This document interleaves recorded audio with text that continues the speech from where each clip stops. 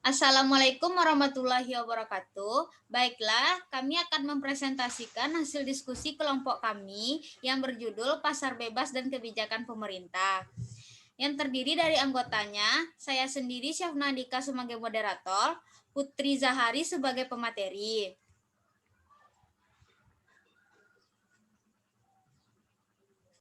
Agar tidak berlama-lama, baiklah kita masuk kepada pemateri pertama, yaitu Putri Zahari. 1. Pengertian pasar bebas. Pasar bebas adalah pasar ideal, di mana 1. Pengertian pasar bebas. Pasar bebas adalah pasar ideal, di mana seluruh keputusan ekonomi dan aksi oleh individu berhubungan dengan uang, barang, dan jasa adalah sukarela. 2. Pola kegiatan perekonomian pasar bebas. Dalam sistem perekonomian pasar bebas, kegiatan-kegiatan dalam perekonomian sepenuhnya diatur oleh mekanisme pasar atau tangan gaib. Interaksi di antara penjual dan pembeli di pasar akan menentukan corak produksi nasional tersebut dihasilkan. 3. Ciri-ciri utama pasar bebas.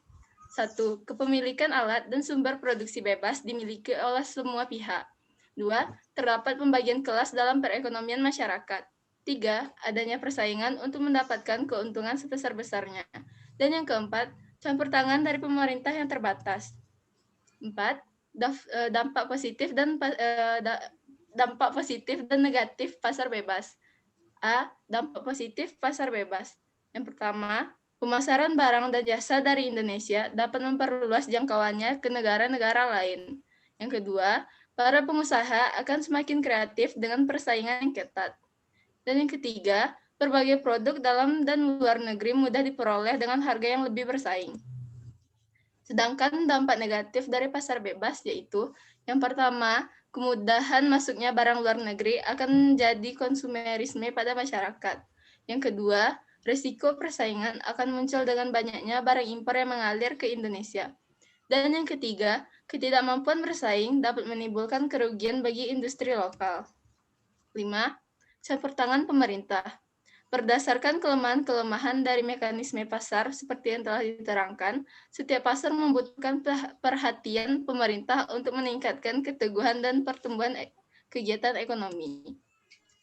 6. Tujuan campur tangan pemerintah. Yang pertama, mengawasi agar eksternaliti kegiatan ekonomi yang merugikan dapat dihindari atau akibat buruknya dapat dikurangi.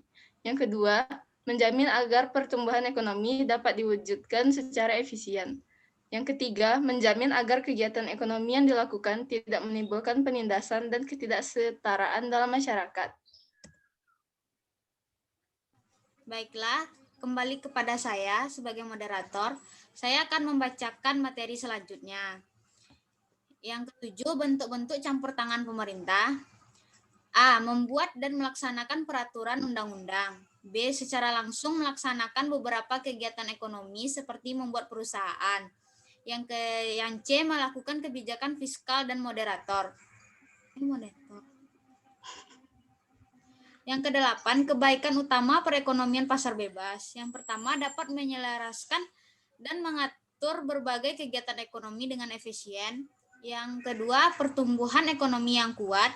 Yang ketiga, produsen dan konsumen mempunyai kebebasan dalam memilih kegiatan ekonomi. Yang keempat, faktor produksi digunakan dengan efisien. Yang kesembilan, kegagalan perekonomian pasar bebas. Kegagalan perekonomian pasar bebas terbagi menjadi 4. Yang pertama, akibat-akibat eksternalisasi yang merugikan. Yang kedua, kekurangan produksi barang publik dan barang merit. Yang ketiga, kewujudan membuatnya penyesuaiannya dengan efisien. Yang keempat, distribusi pendapatan tidak seimbang. Yang ke-10, penyebab kegagalan pasar bebas. Penyebab kegagalan pasar bebas terbagi menjadi 3. Yang pertama, ketika pasar berada kondisi disequilibrium, ketika kuantitas permintaan tidak sama dengan kuantitas penawaran, yang disebabkan oleh adanya distorsi pasar. Yang kedua, imobilitas karena kondisi disequilibrium. Yang ketiga, interferensi pemerintah seperti pajak, subsidi kontrol harga, dan peraturan sehingga menyebabkan alokasi sumber daya yang tidak efisien. Yang ke-11, solusi untuk kegagalan pasar bebas. Yang pertama, melalui kebijakan pemerintah, seperti pemerintah dapat melarang mobil dengan usia tertentu beroperasi di pusat kota agar mengurangi eksternalisasi negatif akibat polusi udara. Yang kedua, peraturan anti monopoli. Peraturan ini dapat mengurangi inefisiensi akibat penggunaan kekuatan pasar oleh perusahaan. Terima kasih. Baik, kembali ke moderator. Saya sendiri sebagai moderator.